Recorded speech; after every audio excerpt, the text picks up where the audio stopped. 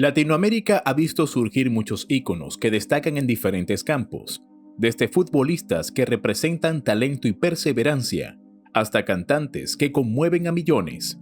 Algunos logran fama internacional, llevando vidas ajetreadas o eligiendo menos atención mediática. Sin embargo, pocos han logrado mantenerse en la memoria del público por más de 4 décadas, como lo hizo el legendario Don Francisco.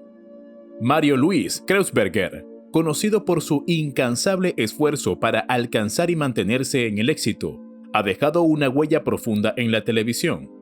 Pero, detrás de esa trayectoria impecable también se esconden secretos que ni siquiera el dinero o la fama pueden mantener ocultos. Y es en ese lado menos conocido, donde surgen nuevas revelaciones sobre su verdadera personalidad e historia. Hoy vamos a ahondar en la escalofriante verdad detrás de Don Francisco. Antes de meternos a fondo, no olvides suscribirte a nuestro canal y activar las notificaciones para mantenerte al día con nuestras actualizaciones. 1. Nacimiento de la estrella. Para el 28 de diciembre de 1940 nacía en Talca, Chile, Mario Luis Kreuzberger Blumenfeld, hijo de padres judíos que escapaban del holocausto que se aproximaba. Erich Kreuzberger y Annie Blumenfeld se acomodaron en la región gracias a la ayuda del presidente de la República Chilena, Pedro Aguirre Cerda, quien impulsó uno de los tantos programas latinoamericanos para acoger a las víctimas que huían del creciente nazismo en Europa. Kreuzberger explicó en varias ocasiones que su destino no estaba en las ciencias. Desde muy niño, tanto como padre como madre ya lo habían influenciado al arte. En una entrevista contó: "Nunca fui bueno para los estudios. Tenía un compañero de curso que era muy pobre. Sus 2 papás eran alcohólicos y él era el mejor del curso. Almorzaba y comía acá en mi casa. Siempre trataba de explicarme las materias, pero no había caso. Hoy es un reconocido ingeniero forestal. El no sentirse atraído por las ciencias ni la escuela lo llevó a abandonar la secundaria y enfocarse desde temprana edad en la vida laboral junto a su padre". 2. Su futuro estaba totalmente guiado por 3 variantes. Su madre lo inscribió en el Conservatorio de Música a los 8 años, con la esperanza de que el canto fuera su vocación. Años después, cuando lo escucharon cantar durante su bar mitzvah, incluso lo consideraron para ser rabino cantante. Sin embargo, tras sufrir burlas en el colegio por su voz, decidió abandonar esa idea. Más adelante, su padre, un aficionado al boxeo, lo introdujo a este deporte, y hasta improvisaron un ring en el patio de su casa, usando cuerdas atadas a los árboles y un saco de tierra como punching bag. Aunque Kreuzberger disfrutaba del boxeo, tras recibir un golpe fuerte optó por dejarlo también. Con el canto y el boxeo descartados, lo natural fue seguir la tradición familiar, y comenzó a trabajar como sastre junto a su padre. A los 16 años emprendió un viaje por Chile, en el que conoció a diversas personas en la industria, trabajó con algunas y aprendió de todas, y con el tiempo acumuló muchas experiencias y desarrolló un verdadero aprecio por su labor.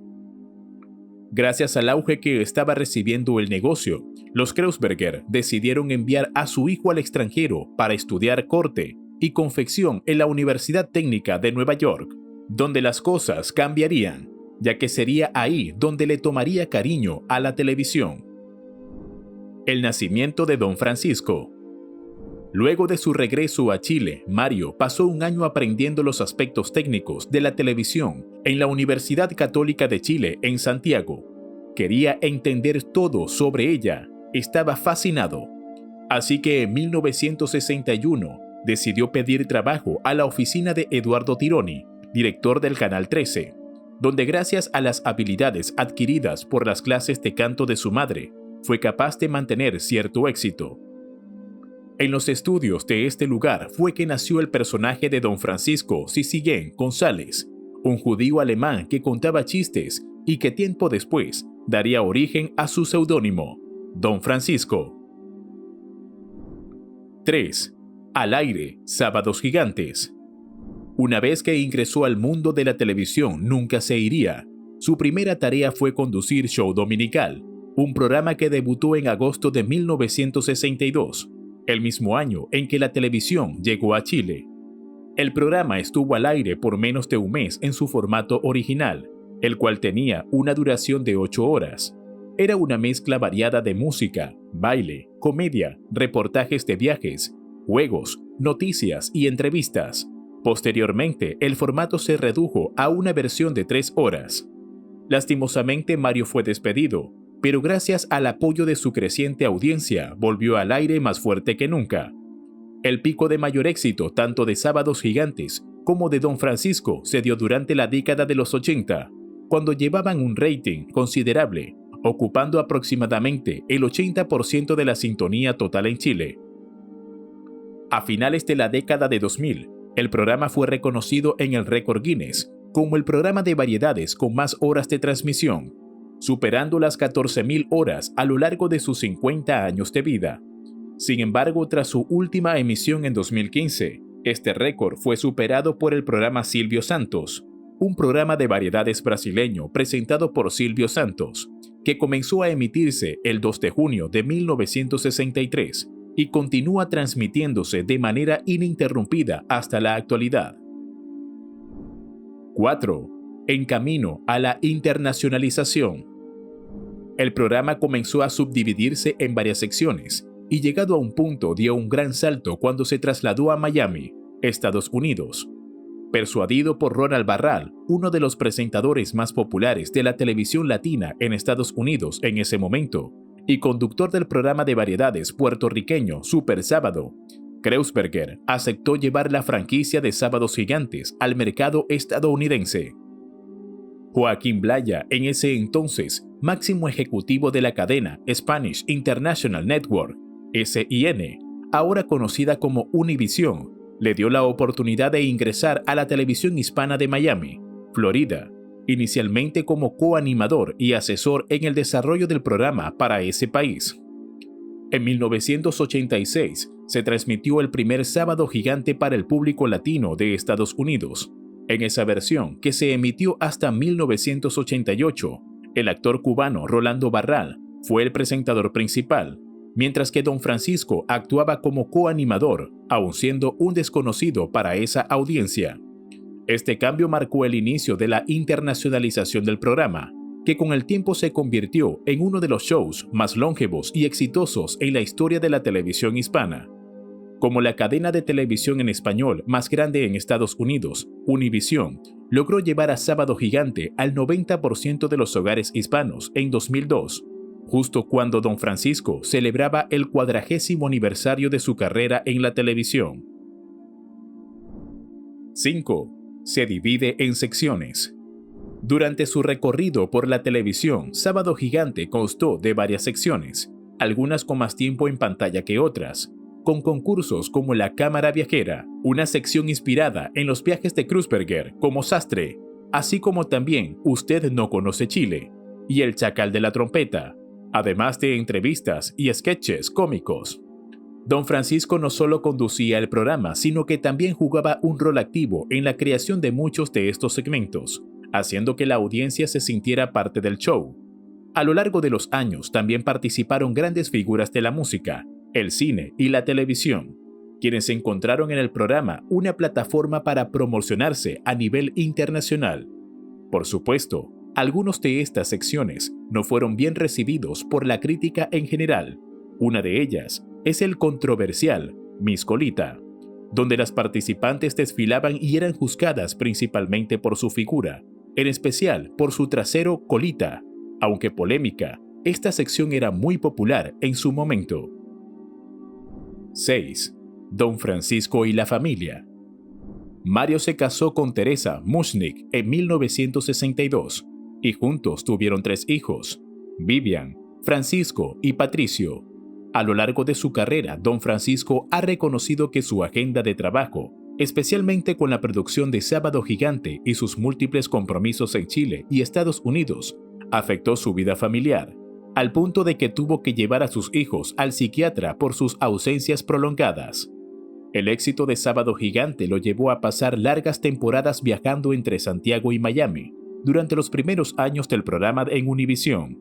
Posteriormente, la familia se estableció en Estados Unidos, donde don Francisco se dedicó a la televisión y continuó expandiendo su carrera, mientras trataba de balancear las demandas de su trabajo con su rol de padre. 7. Hijos de don Francisco. Con el tiempo, sus hijos no solo heredaron las cualidades de su padre como un destacado presentador, sino también su visión para el entretenimiento.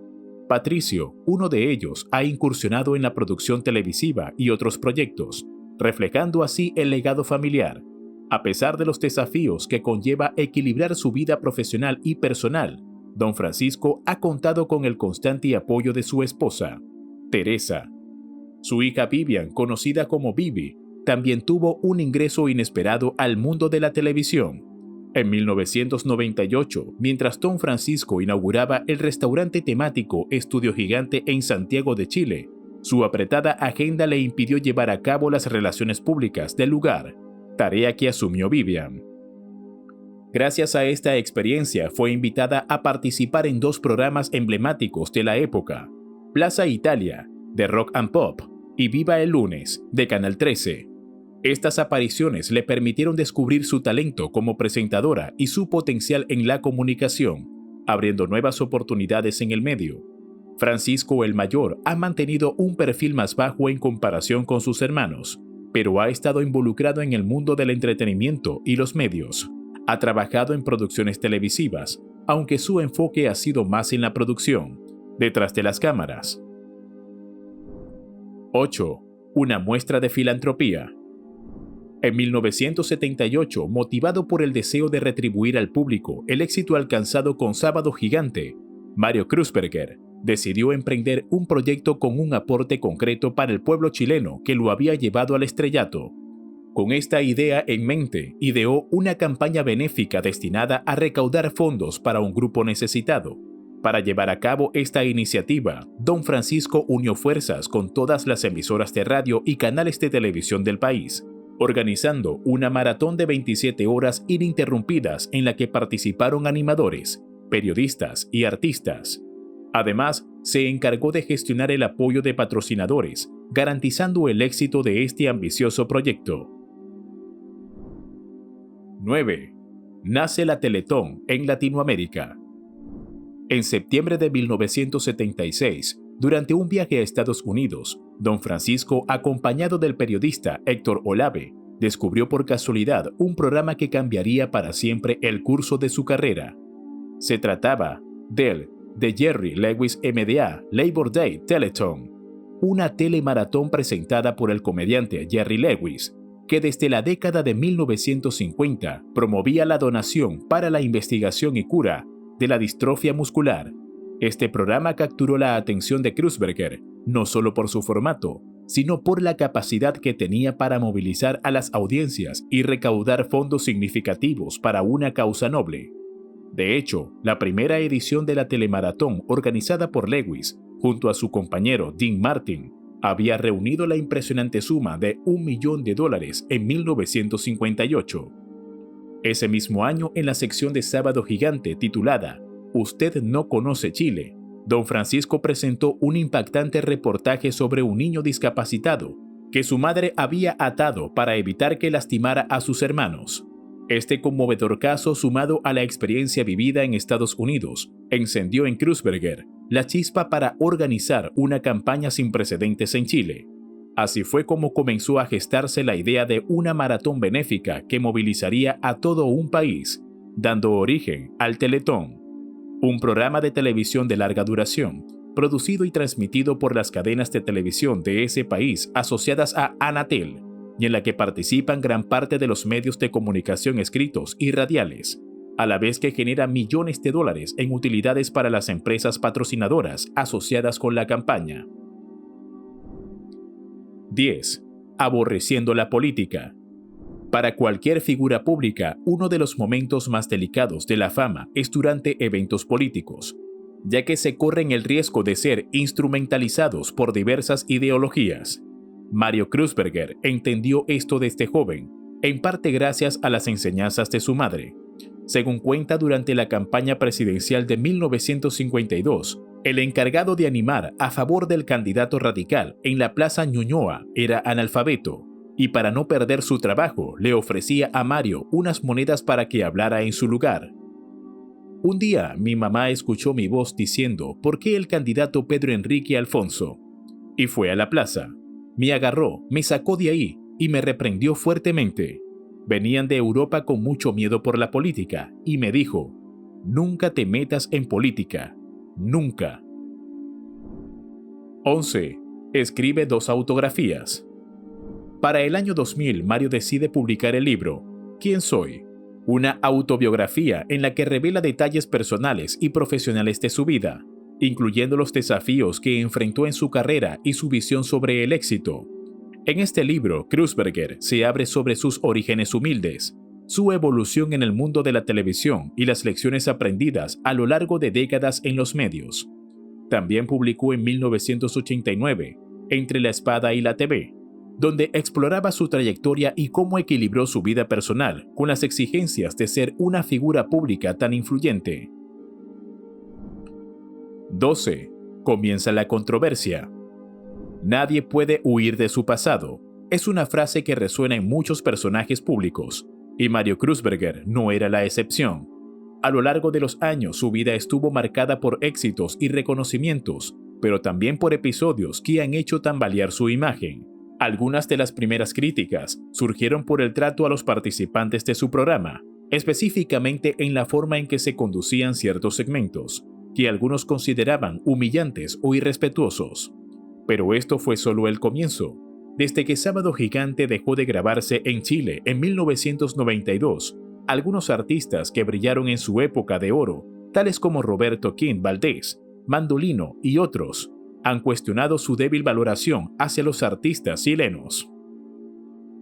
A eso se suman las antiguas polémicas que el presentador vivió frente a la cantante chilena, Palmenia Pizarro, y el ventrílocuo argentino Wilde, quienes califican a Don Francisco como el responsable de comentarios que habrían limitado su desarrollo profesional en Chile.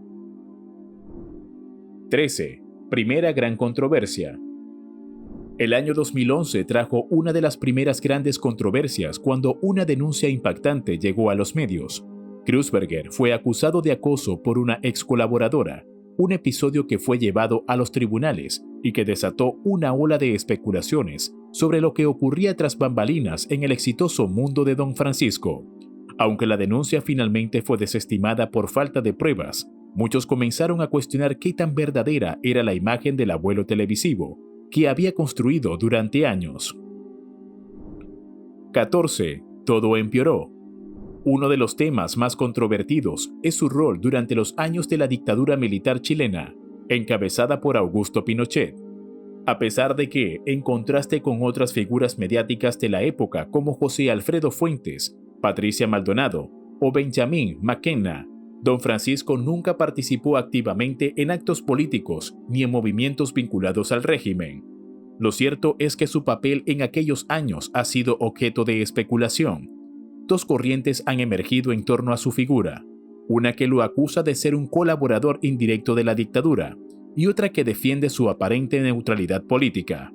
Autores como Laura Landaeta, Alejandra Matus, Mario Amorós, Macarena García y Oscar Contardo sostienen que, aunque Kruzberger mantuvo una postura apolítica, su programa Sábado Gigante y su figura pública fueron utilizados como parte de la maquinaria propagandística del régimen. Según esta vertiente, su silencio ante las violaciones de derechos humanos y su prominencia en la televisión chilena de esos años lo habrían convertido en un cómplice pasivo del sistema. Por otro lado, quienes trabajaron con él defienden que su neutralidad política no fue una decisión fácil, sino que estaba motivada por un intento de proteger su credibilidad como rostro televisivo y su labor filantrópica que se consolidó a partir de 1975. En este contexto, Kruzberger también defendía la supervivencia de un medio artístico que se encontraba en peligro de desaparición tras el abrupto fin de la bohemia santiaguina y el cierre de lugares emblemáticos como el Big Bang Boom. 15. Laura Landaeta en contra de Don Francisco. Una de las voces más críticas en este sentido es la periodista Laura Landaeta, autora de Biografía no autorizada de un gigante, donde detalla lo que considera el lado más oscuro de Kruzberger. En su libro Landaeta no solo aborda las acusaciones de complicidad con la dictadura, sino también lo que describe como un ambiente tóxico detrás de cámaras, marcado por un liderazgo rígido, conflictos laborales y la utilización de su poder mediático para mantener una imagen intachable frente al público. Landaeta sostiene que Kruzberger utilizó su influencia no solo para elevar su carrera, sino también para manipular y controlar la narrativa pública en torno a su persona. Según ella, muchos de los colaboradores de Don Francisco, temerosos de perder su trabajo o enfrentarse a represalias, optaron por mantenerse en silencio.